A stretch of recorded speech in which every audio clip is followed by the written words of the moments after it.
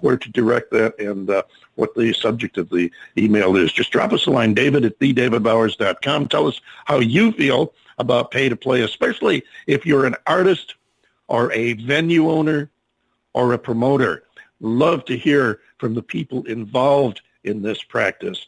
And you know how we feel about it. Right now, we feel like we got to be getting on with the music because that's the name of the game. That's what we're all about, the music and the people who make it. And we're going to be talking to one of those people right after we listen to this song of his. His name is Michael Ken, and he feels like he's running out of time.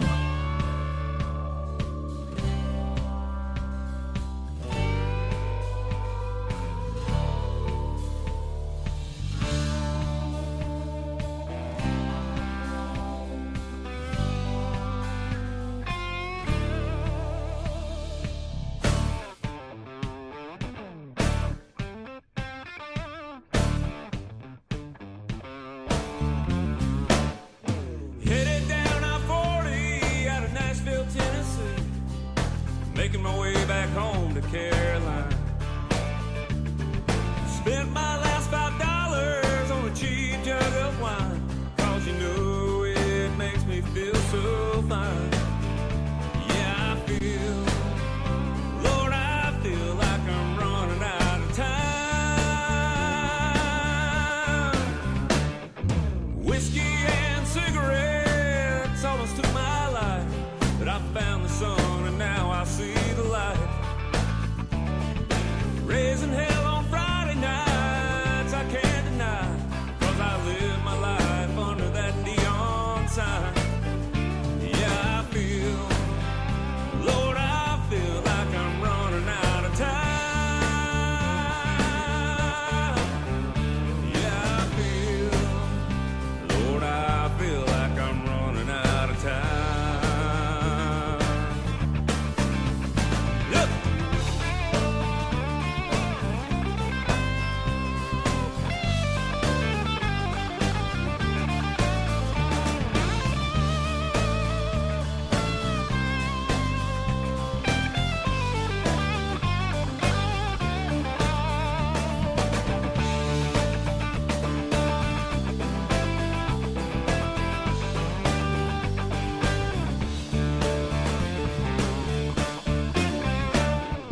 Hair down on my shoulders and the age in my eyes, and the miles behind me are more than what's ahead.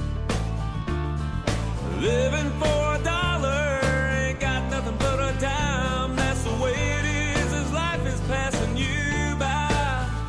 Yeah, I feel, Lord, I feel like I'm running out of time. Yeah, I feel, Lord, I feel like I'm running out of time.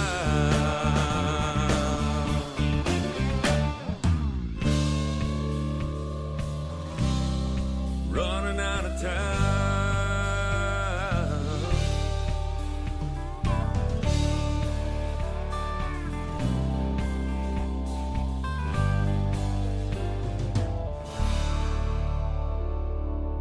Michael Ken, I feel like I'm running out of time. Actually, your time is just starting now, Michael. Come on in and say hello. Hey, what's happening, David? You are. How's it going, Michael? I'm doing great. Hey, And- John Bon Jovial. Yes, sir. What an Yes. awesome name. What did I? Hey, look, that is what I call groovy. So What are somebody. you doing behind our back? Where'd you come up with that name, dude? The host of the program decided one day that his sidekick was going to be called John Bon Jovial, and as a result of that, it has stuck over the years that we've done this. And then about 3 or 4 years ago, one of our musical guests, I think, was mistaking me for John Bon Jovi, and he said. Can't imagine how they did that. Yeah, and he said, David, it's so great that you're working with a legend like John Bon Jovi. So I am now the legendary John Bon Jovial. That is awesome. When I first heard that name, I was thinking, okay, wait a minute here. Yeah, right. That's like classic. That's like epic right there. That's pretty cool. Yeah. Yeah, that was, that's something I thought of every time I heard that other guy's name, and I just couldn't resist the temptation. I said, yeah, we got to have a John Bon Jovial on the show. And we have not, we haven't gotten the cease and desist letter yet. Not yet. Yeah. No, I think he'll probably be cool with it. I think that's good. Oh, let's talk about Michael Ken. Listen, you've got yourself a great sound there, and we got another cut of yours that we're going to play in just a few minutes. But tell us a little bit about Michael Ken, so the people that aren't familiar with you get to know you better. Well, I'm just a singer-songwriter. I've been in the business for like 20 years, going on 20 years, and full-time. And we had spoke about this before. It all started when I started playing festivals and live music festivals and stuff, and I broke out and started doing, just festivals around, county fairs, that kind of thing. And a sound guy, had told me, he said, look, man, I'm friends with Travis Tritt, sound guy, and I want to hook you up and maybe you can do some opening acts. And I thought, yeah, whatever. So he said, you want to give me a disc or something, I'll give it to him. So I did, and believe it or not, it worked out. So I started opening up with Travis Tritt and David Allen Coe and a lot of big other artists, and Earl Thomas Conley, one of the older country singers, which has passed away recently, and we got to be really good friends, me and Earl did. And it just took off from there. And I've been writing music since 1986. So you're just another one of them overnight sensations. Well, I'm still waiting for the overnight sensation to come through, but hey, I'm not the music, but I'll lose the paycheck. I heard that. Believe me, I think we've all been there at one time or another, if not forever.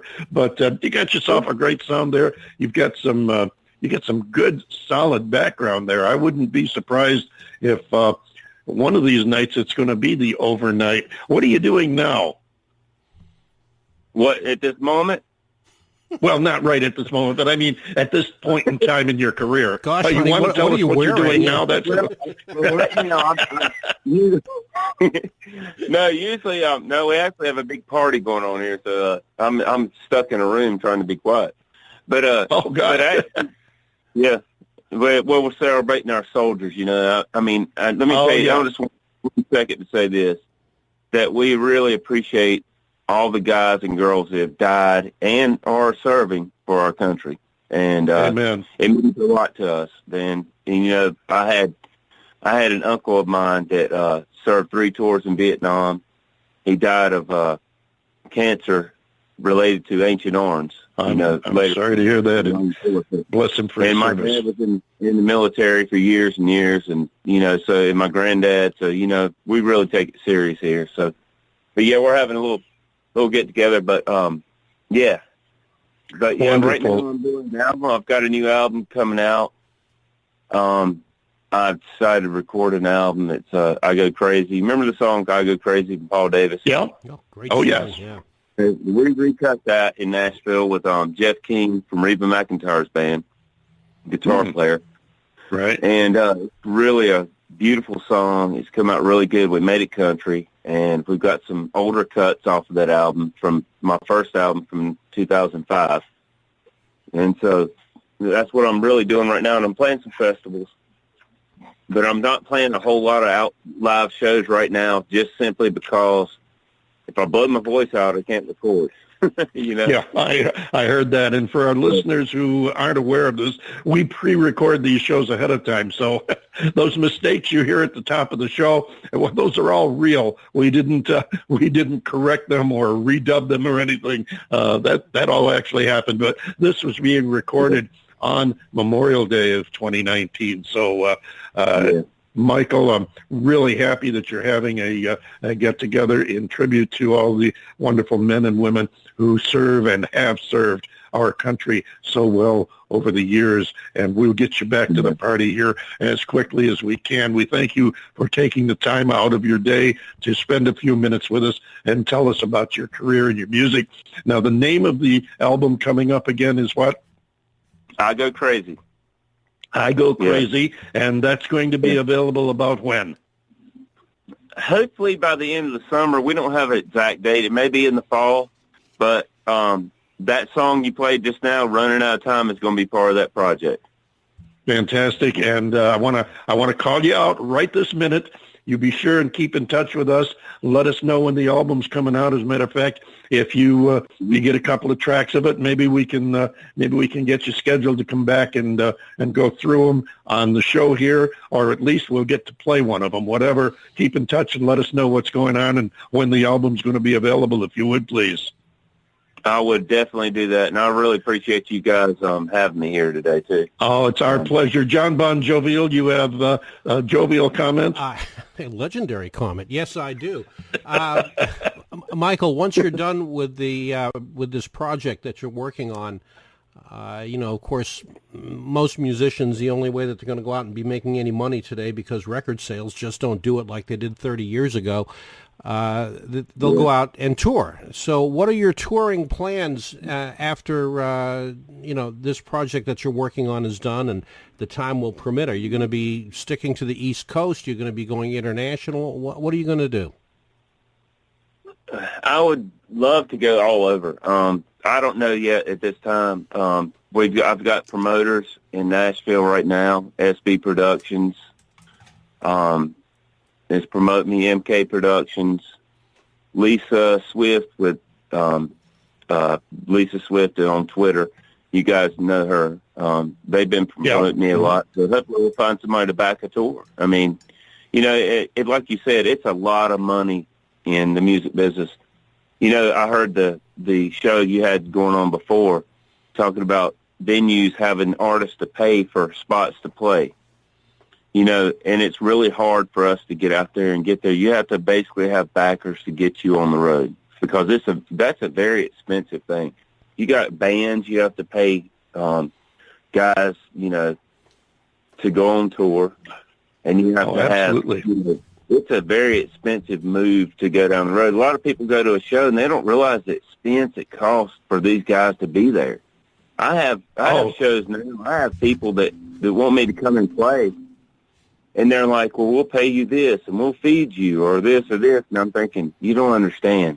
It's a lot more money involved than that, Right. Well, you got to take care of your roadies. You've got insurance costs. You've got all kinds of things that you have to worry about. Transportation, and room, meals, everything.